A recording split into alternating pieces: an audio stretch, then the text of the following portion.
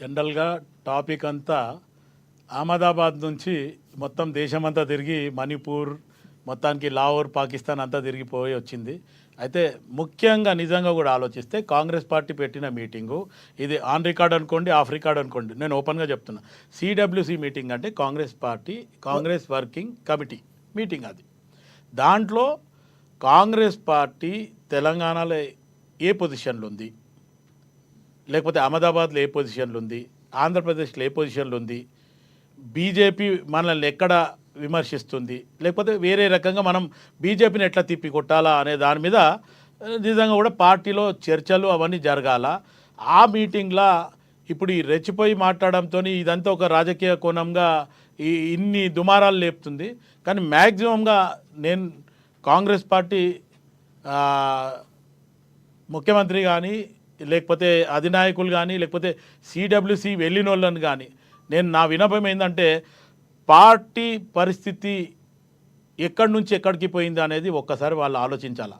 ఎందుకంటే advisory committee ఏదైతే ఉందో వాళ్ళు కరెక్ట్గా అడ్వైజ్ చేస్తుండ్రా లేదా అనేది కూడా ఒకటి ఉండాలి. ఇంకోటి, పార్టీ మీటింగ్ జరిగేటప్పుడే ఒక ఎజెండా ఉంటుంది.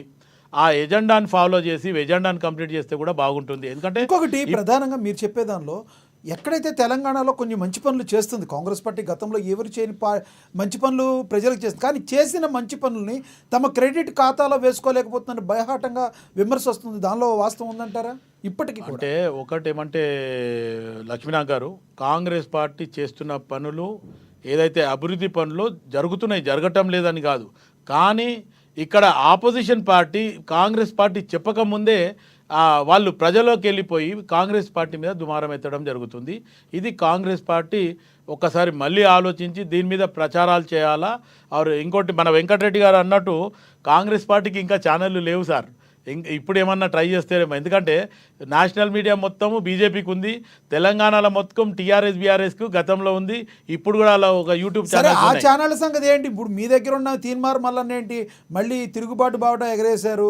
మొన్నటి వరకు బీఆర్ఎస్ అధినేతను తిట్టిన చోట తిట్టకుండా తిట్టిన తీన్మార్ మల్లన్న కేవలం బీఆర్ఎస్ పార్టీ మీద ఉన్న కోపంతో మీరు గెలిచారు, కానీ మీకు అంత సీన్ లేదని మాట్లాడుతున్న పరిస్థితి. అయితే తీన్మార్ మల్లన్నకి ఆ బీసీ కులగణన మీద ఆయనకు ఏదైతే డిఫరెన్సియేషన్ వచ్చిందో ఆ డిఫరెన్స్ ఎందుకు వచ్చింది, మీరు కులగణన బీసీ కులగణన చేసింది సరికాదు అని ఆయన మొదటి నుంచి వాదిస్తుండు. దానికి ముఖ్యమంత్రి గారు కానీ, మంత్రివర్గం కానీ, అసెంబ్లీలో కానీ ఒక తీర్మానం చేసినప్పుడు అది గవర్నర్కి పంపించినప్పుడు కూడా చెప్పడం జరిగింది. కానీ ఆయన ఇంకొకటి ఏమంటే ఏదైతే షోకాస్ నోటీస్ ఇచ్చిండ్రు, సస్పెండ్ చేస్తారు అనే ఒక ఆలోచనతో కూడా ఆ రకంగా కూడా ఆయన మాట్లాడడం. ఇంకోటి ఏంటంటే ఇప్పుడు తీన్మార్ మళ్ళీ మాట్లాడుతుందని కాదు, అది జగమెరిగిన సత్యం.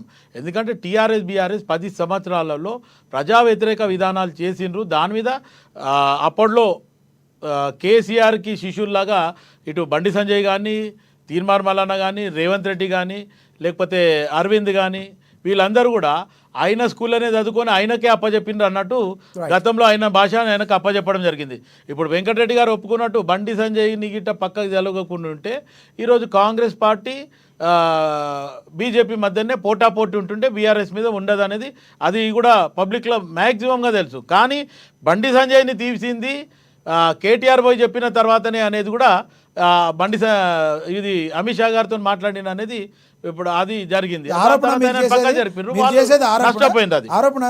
అనుకోవాలా కేటీఆర్ చేసేది అనేది?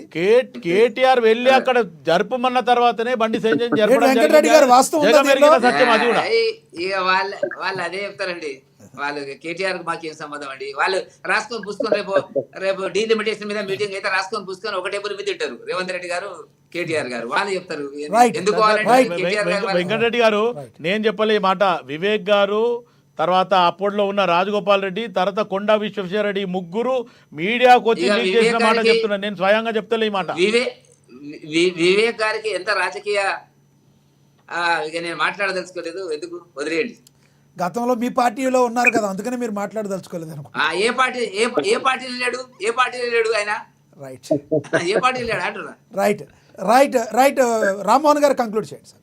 రామ్మోహన్ గారు వాస్తవం మాట్లాడారు. ఎవరు మన అంటే కేటీఆర్ విషయం కాదు, కానీ ఈడబ్ల్యూఎస్ మీటింగ్ లో ఏం మాట్లాడాలి అంతవరకు మాట్లాడితే